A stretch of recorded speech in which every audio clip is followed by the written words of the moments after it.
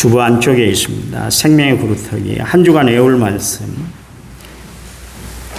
요한계시록 3장 10절 말씀 우리 같이 읽겠습니다.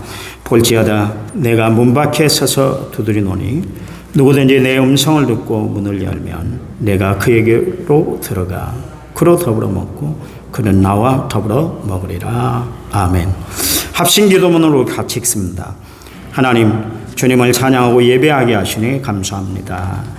우리의 마음을 성령으로 충만케 하셔서 주님을 바라보게 하시고 우리의 길을 열어주셔서 주님의 음성을 듣는 시간 되게 하여 주옵소서. 주님 우리에게 놀라운 은혜를 허락해 주시고 하나님의 자녀로 살아가게 하시니 감사합니다. 말씀을 통하여 다시 한번 우리의 삶과 기도 생활을 되돌아보는 시간 가지도록 인도하여 주옵소서. 예수 그리스도를 닮아가는 거룩한 성결된 삶을 살아가게 하여 주옵소서. 이 나라를 사랑하시는 하나님 아버지, 국가의 지도자들이 하나님이 주시는 양심의 소리에 귀를 기울이게 하시고 작은 일에 또 충성을 다하며 질서를 바로 서게 하옵소서. 국민들은 하나님을 경외함으로 정직한 영으로 새롭게 되기를 원합니다. 이 시간 들려지는 말씀을 통해 은혜를 덧입어 영원한 복을 출구하며 주님이 약속하신 영생의 길에 이르게 하옵소서. 구원자 되시는 예수 그리스도의 이름으로 기도합니다. 아멘. 성경책 위에 우리의 두 손을 얹고 믿음을 고백드립니다. 저는 예수 믿어 구원받았습니다. 저는 예수 믿어 하나님 자녀 되었습니다. 저는 예수 믿어 천국 백성 되었습니다. 하나님이 주신 오늘 최선을 다해 살겠습니다. 말씀을 아멘으로 순종하겠습니다. 아멘. 그런 삶이 되기를 간절히 부탁을 드립니다. 혹시 우리 목사님 그 벌꿀 때문에 전화하셨었나요? 아닌가요? 서울에서 한 분이 전화가 왔었는데 작년 퇴임하시고 벌꿀을 키우고 싶다고 지리산에서 전화 왔었거든요. 우리가 사용하는 단어 가운데 그러나라는 접속사가 있습니다. 그러나라는 이 단어는 장로님 특송이 있었는데 끝나고 들을까요? 네, 설교했으니까 끝나고 듣겠습니다. 죄송합니다. 깜빡했네요. 그러나라는 이 단어는 어떤 일에 이 상황과 분위기를 급반전시킬 때 사용되는 접속사예요. 그런데 이 그러나가 긍정적인 단어로 사용이 되는가 하면 또 한편으로는 부정적인 단어로 사용이 되기도 합니다. 이 그러나를 어떻게 사용하느냐에 따라서 믿음의 사람이 되기도 하지만 또 불신의 사람이 되기도 하죠. 또 은혜 받는 사람이 된가 하면은 축복을 잃어버리는 사람이 되기도 합니다. 이 단어가 참 중요해요. 이 단어를 우리가 잘 활용하고 살아야 될 거예요. 한 번은 이런 일이 있었습니다. 베스다 광야에서 예수님께서 약 5천 명이 되는 사람들 앞에서 말씀, 천국 복음을 전해 주셨어요. 예수님의 말씀을 전하니까 그 자리에 앉아있던 사람들이 시간 가는 줄을 몰랐어요. 어느덧 시간이 지나서 저녁 무렵이 되니까 예수님이 보니까 말씀 듣는 사람들이 배고파하는 것을 보셨어요. 시장기로 가득 차 있는 것을 보셨다. 그런 이야기입니다. 그래서 그대로 보냈다가는 집으로 가다가 기진맥진해서 다들 쓰러질 것 같으니까 그것을 아시고 예수님이 지금 이제 사건을 전개한 내용이 있습니다.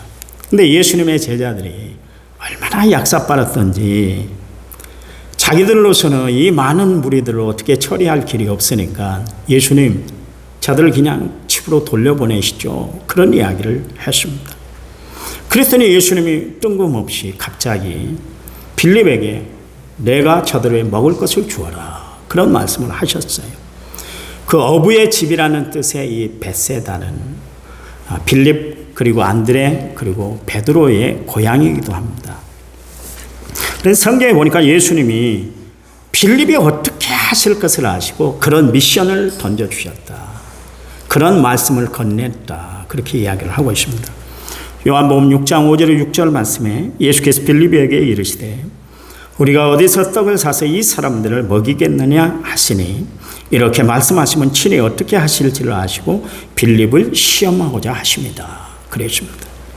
예수님은 우리의 중심을 다 살펴보고 계시는 하나님이세요. 예수님은 불꽃 같은 눈으로 우리의 마음까지, 우리의 심령까지 다 헤아리시는 분이세요. 그러니까 그 하나님은 모르시는 것이 없어요. 그래서 우리가 보통 그런 이야기를 하잖아요. 하나님은 전지하신 분이시다. 하나님이 모르신 것이 없대요. 또한 하나님은 못하신 것이 없어서 전능하신 하나님이시다. 그렇게 이야기합니다.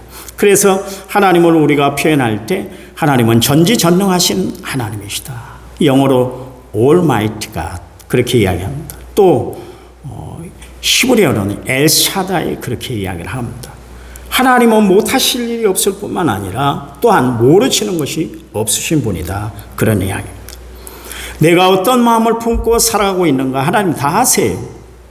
여러분이 오늘 예배드리러 주예전에 찾아왔는데 어떤 동기로 여러분이 이 교회에 발걸음으로 움직였는지 주님께서는 다 알고 계시는 분이세요.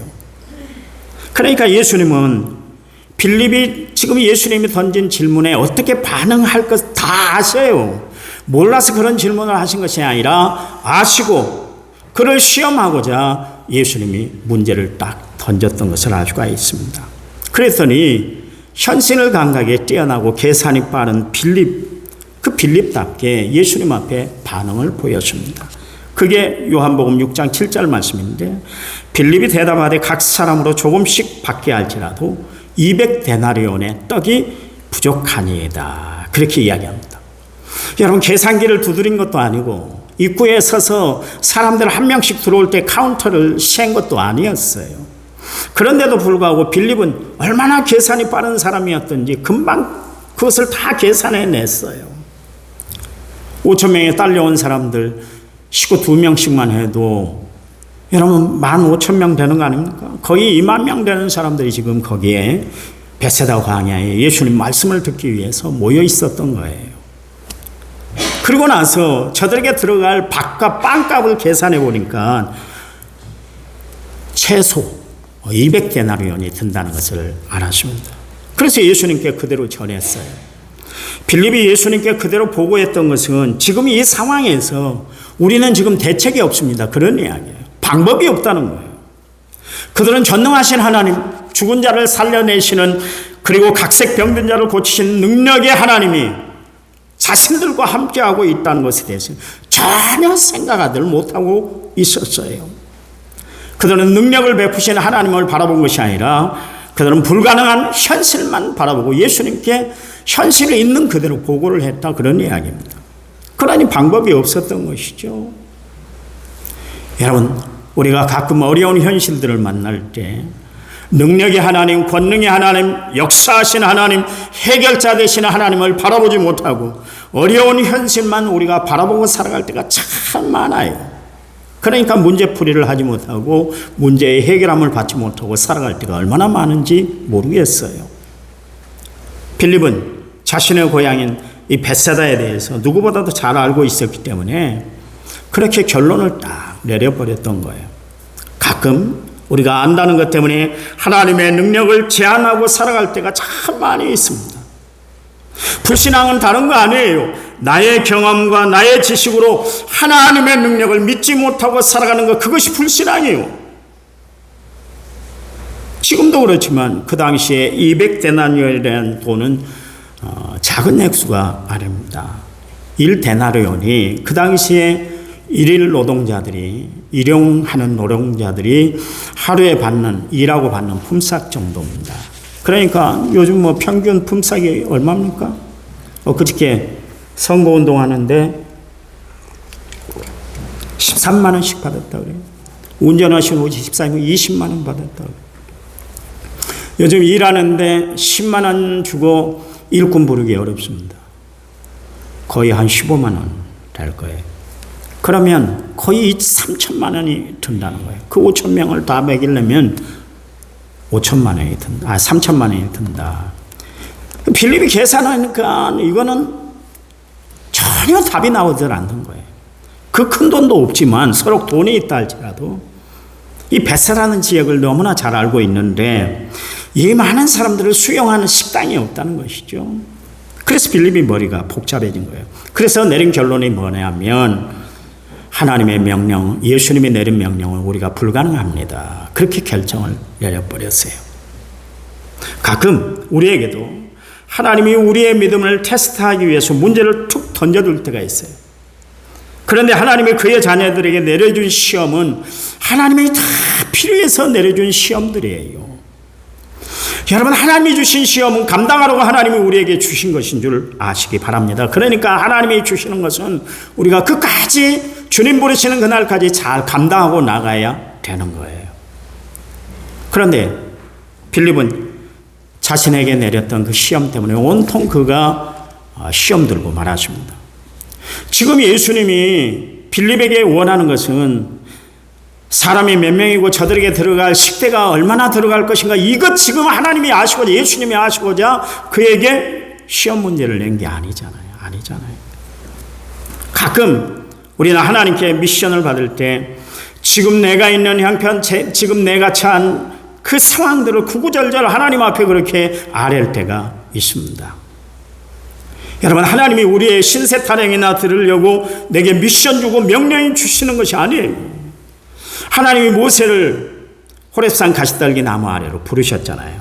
가서 내 백성을 부르라, 내 백성을 구원하라, 그렇게 했을 때 모세가 뭐라고 합니까? 하나님, 나는 입이 뻣뻣한 사람이요, 나는 말을 잘못한 사람이요, 그러면서 핑계를 댔어요.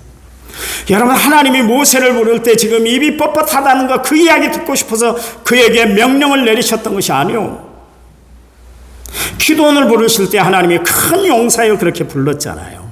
그랬더니 그 스스로가 나는 옹졸한 사람이요, 우리 집안은 문에서 집하고 나는 우리 집안에서도 아주 작은 자입니다. 나는 형편없는 사람입니다. 그렇게 이야기를 했습니다. 지금 하나님이 기도원의 이력을 듣기 위해서, 그의 성품을 듣기 위해서, 그의 변명하는 말을 듣고 싶어서 하나님이 큰 용사로 그를 세운 것이 아니잖아요. 그렇잖아요.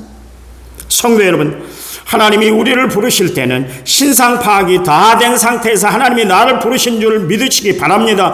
부족하면 부족한 대로, 연약하면 연약한 대로 하나님은 나를 부르시고 나를 세우시는 줄 믿으시기 바랍니다.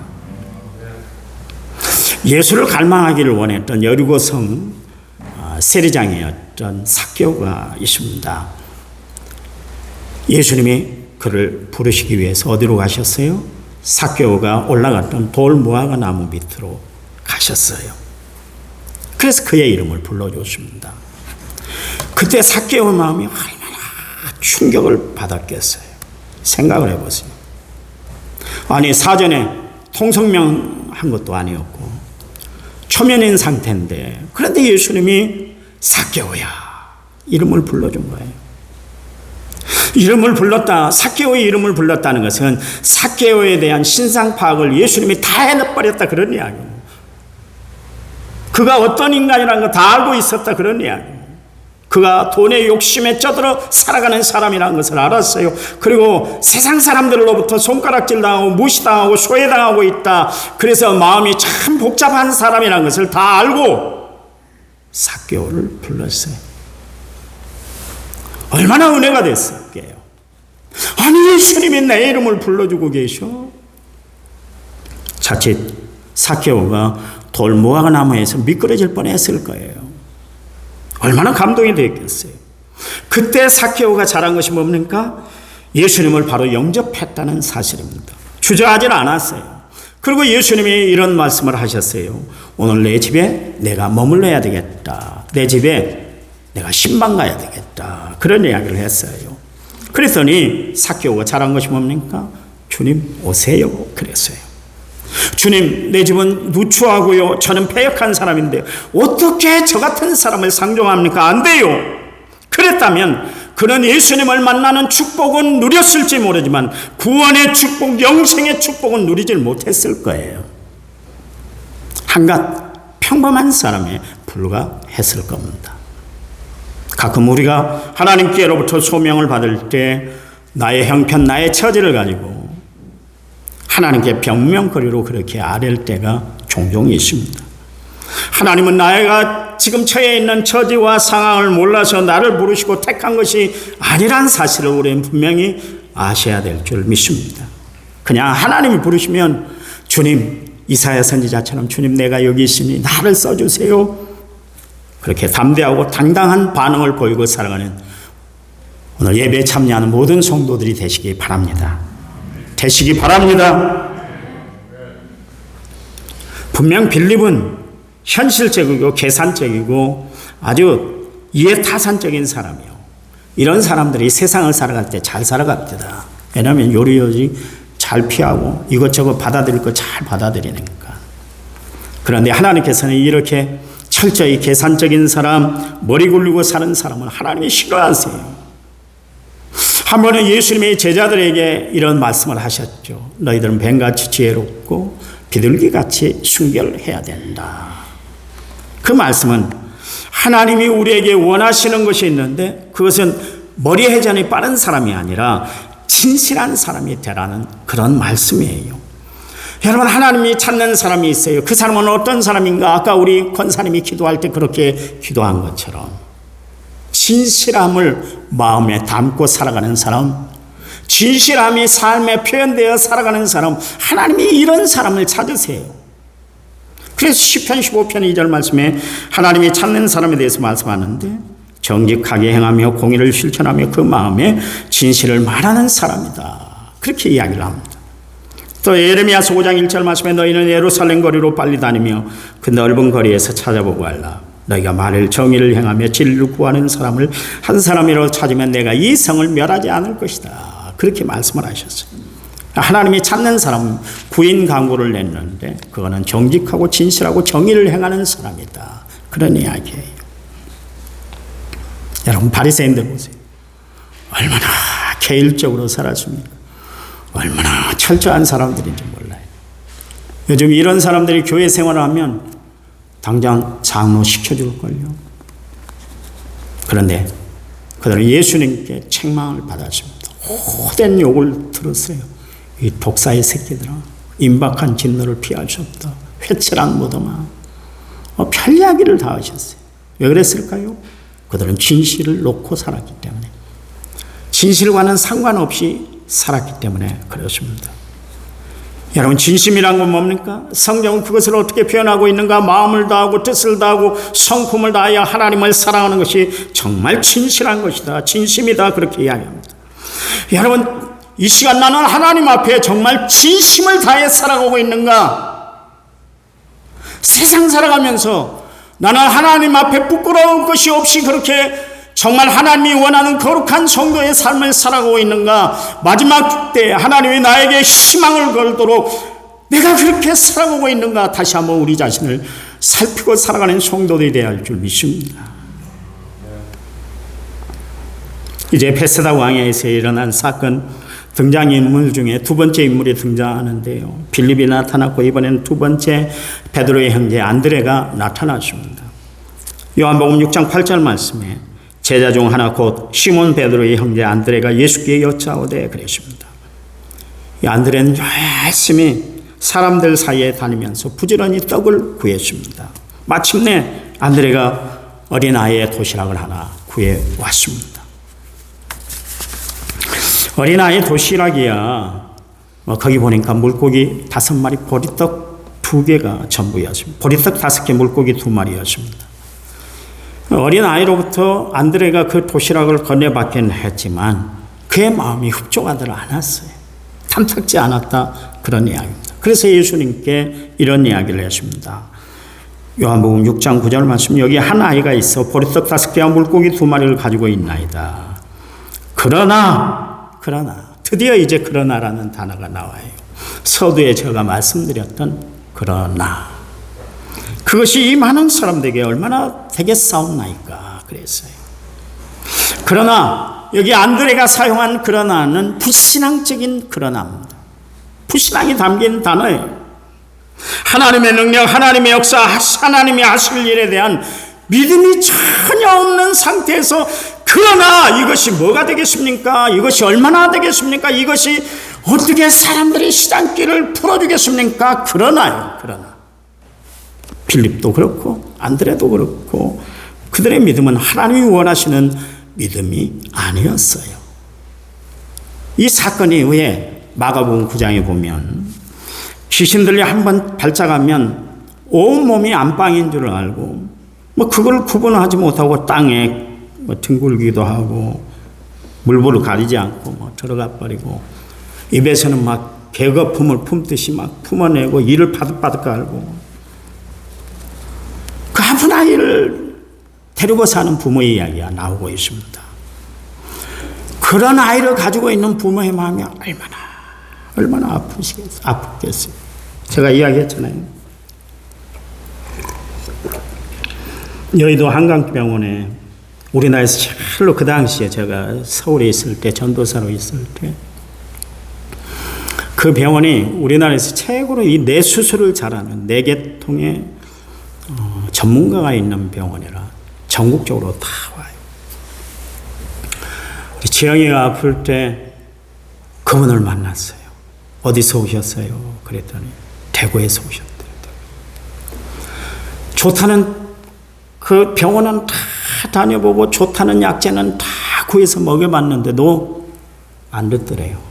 아기가 막 발작을 일으키면 한 번씩 발작을 일으키면 부모의 마음이 너무 아플 정도로 아기가 막 아파하고 막 그러니까 마지막 전도사님 저 마지막으로 이 병원에 와봤어요. 우리나라에서 제일 잘한다고 그래서 저가 왔습니다.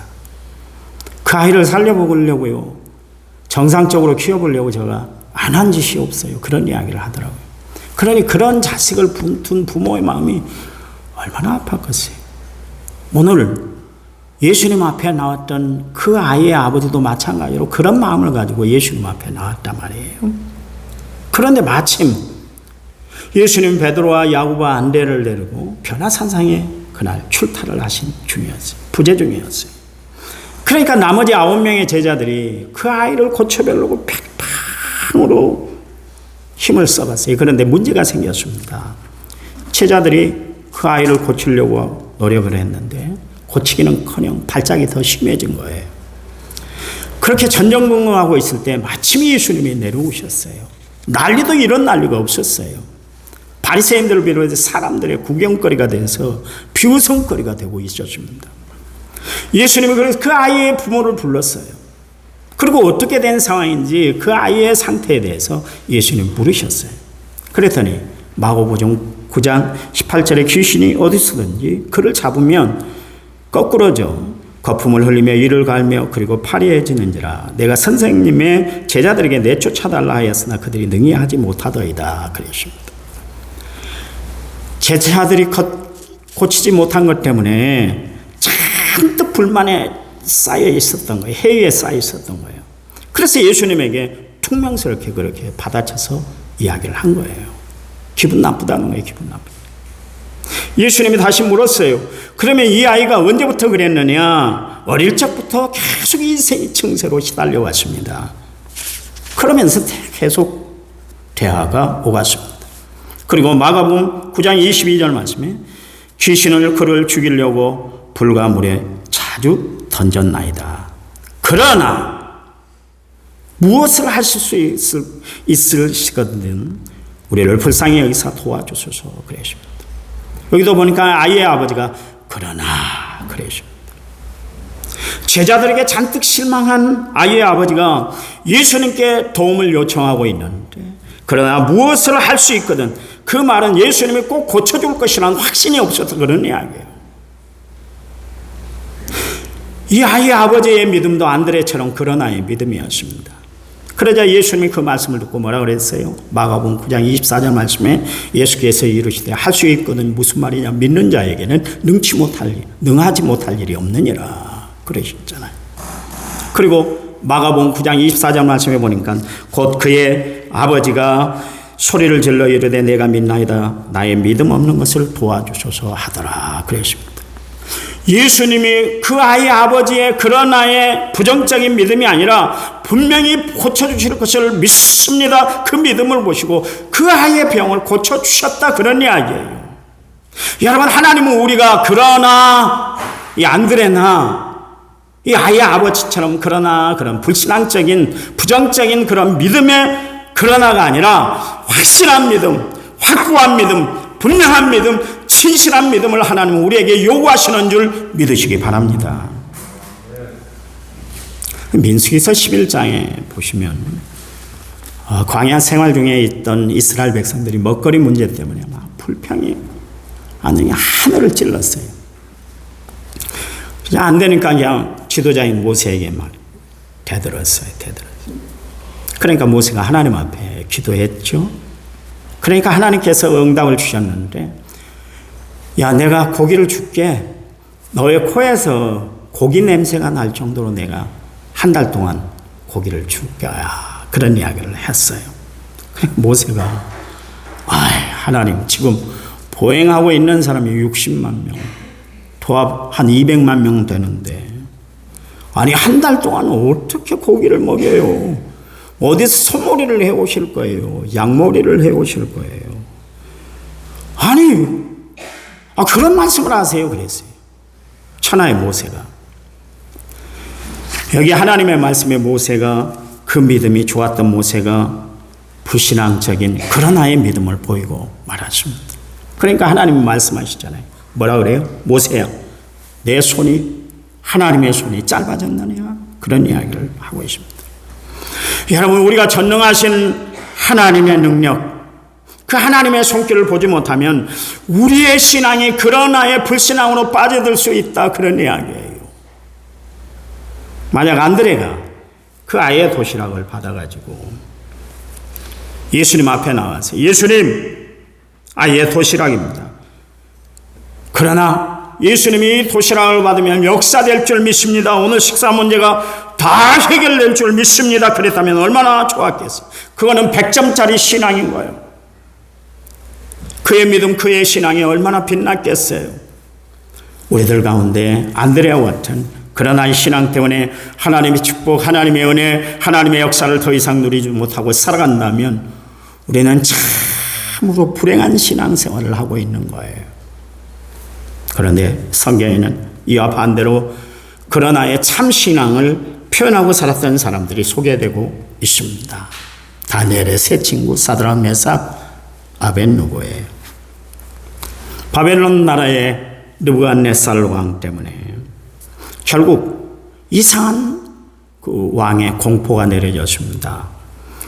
바벨론 통치 아래에 있는 모든 백성들은 왕의 금신상 앞에 다 절을 해야만 했었어요. 만약 절하지 않으면 풀무불에 던져 넣을 것이다. 그랬습니다. 그런데 하나님을 섬기던 저들, 인간이 신이 될 수 없고 인간을 숭배할 수 없어 절하지 않겠다 결심했던 사람들, 바로 사드락, 메삭, 아벳느고예요. 그들은 불덩이에 던져지기 전에 다니엘의 이 세 친구들이 느부갓네살 앞에 이런 고백을 했어요. 사드락과 메삭과 아벳느고가 왕에게 대답하여 이르되, 느부갓네살이여, 우리가 이 일에 대하여 왕에게 대답할 필요가 없나이다. 왕이여, 우리가 섬기는 하나님이 계시다면 우리를 맹렬히 타는 불 가운데서 능히 건지시겠고 왕의 손에서도 건져내시리이다. 그렇게 아니하실지라도 왕이여, 우리가 왕의 신들을 섬기지 아니하고 왕이 세우신 금신상에게 절하지도 아니할 줄을 아옵소서. 그랬습니다. 자기들이 비록 풀무불에 던져진다 할지라도 하나님이 건져줄 것이라 확신을 가졌다는 것이죠. 그래서 저들은 담대하게 왕 앞에서 자신의 신앙들을 지켜냈었어요. 그러면서 하나 더 이야기를 했는데, 하나님은 위기 가운데 건져주시는 그런 아이의 하나님이시다는 거예요. 여기 그렇게 하지 아니하실지라도, 하나님이 비록 풀무불 가운데서도 우리를 건져주시지 않는다 할지라도 그러나의 또 다른 신앙의 표현이에요. 비록 풀무불에 던져서 순교를 우리가 당한다 할지라도 자신들은 금신상 앞에 절대로 절하지 않을 것이다. 이 신앙이 보석 같은 신앙. 하나님은 오늘도 이 신앙을 가지고 살아가는 사람들을 찾고 계세요. 찾고 계세요. 여러분, 오늘 우리가 시편 78편을 읽었는데요. 거기 보니까 78편에 오늘 본문의 말씀에 그러나라는 단어가 두 번 나오고 있습니다. 23절에 그러나와 30절에 그러나입니다. 30절에 그러나는 하나님이 그렇게 광야 생활하던 이스라엘 백성들에게 많은 기적을 베풀어 주었음에도 불구하고 하나님을 믿지 못하고 인간적인 욕심을 버리지 못하는 이스라엘 백성들의 그러나였어요. 이스라엘 백성들이 고기를 먹고 싶다고 그렇게 아우성을 칠 때 하나님이 이스라엘 백성들에게 동풍을 불어서 메추라기 떼를 그들 진영에 불어넣어 주셨어요. 그리고 말씀하셨어요. 너희들은 하루에 한 호멜씩 걷어들여라. 안식일 날에는 2호멜씩 걷어라 그랬습니다. 내일도 메추라기를 내가 너희 진영에 내려줄 테니까 걱정하지 마라. 내가 다 책임져 줄 테니까 걱정하지 말고 내가 명령한 거 그대로 지켜 그랬어요. 그런데 그들은 하나님의 말씀을 지켜야 하는 백성임에도 불구하고 얼마나 욕심이 충만했던지 메추라기를 거두는데 가장 적게 거둔 사람들이 10호멜을 거두었다 그런 이야기예요. 여러분, 이 10호멜이라는 것은 얼마나 그 양이 많았던지 나귀에게 그 짐을 실었는데 나귀의 등이 휘어질 정도로 많은 양을 실었다. 그러니까 욕심 껏 그렇게 걷어들였다 그런 이야기입니다. 하나님의 능력, 전적인 하나님의 능력을 이스라엘 백성들이 믿지를 못했어요. 여러분, 하나님이 가장 싫어하는 것이 뭔지 아세요? 주의 백성들이 하나님을 인정하지 않는 것, 인정하지 않고 살아가는 것, 하나님의 능력을 신뢰하지 않고 살아가는 것, 하나님이 가장 싫어하세요. 여러분, 하나님을 교회에만 가두지 마세요. 하나님은 여러분 삶 가운데 함께 하시는 하나님인 줄 믿으시기 바랍니다. 이스라엘 백성들이 그렇게 하지 못했어요. 그랬더니 하나님이 그들에게 징벌을 내렸잖아요. 죽여버렸어요. 그래서 기브롯 핫다하다, 탐욕의 무덤으로 하나님이 만들어버렸어요. 그러나 23절에 그러나는 하나님의 그러나예요. 하나님은 이스라엘 백성들의 모든 것을 다 책임져 주셨잖아요. 그런데도 저들은 여전히 하나님을 불신하고 불순종하고 그럼에도 불구하고 하나님은 그의 택한 백성들을 버리질 않으셨어요. 그럼에도 불구하고 하나님이요. 여러분, 그래요. 나와 함께 하시는 하나님은 그러나의 하나님인 줄 믿으시기 바랍니다. 불순종하고 어리석었으나 그러나 그의 자녀들을 끝까지 책임져 주셨더라. 패역하고 무지한 백성들이었음에도 불구하고 그러나 하나님은 그들을 돌이켜 하나님의 선한 백성으로 변화시켜 주셨더라.